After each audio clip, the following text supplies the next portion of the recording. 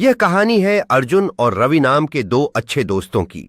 अर्जुन और रवि एक दिन एक रंग बिरंगे बाजार में घूमते हैं, जहां उन्हें बहुत सारी चीजें देखने को मिलती हैं। रवि और अर्जुन पार्क में क्रिकेट खेल रहे हैं, जहां उनके दोस्त उन्हें उत्साहित कर रहे हैं। अर्जुन और रवि एक बेंच पर बैठे हैं, आइसक्रीम का मजा ले रहे हैं और धूप में अपनी कहानियां साझा कर रहे हैं।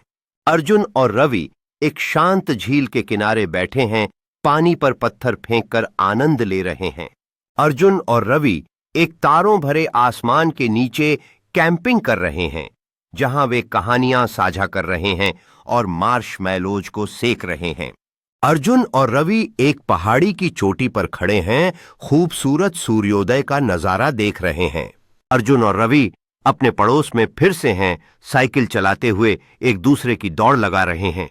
अर्जुन और रवि अपने घरों के दरवाजे पर बैठे हैं, चिप्स शेयर करते हुए सूर्यास्त का आनंद ले रहे हैं।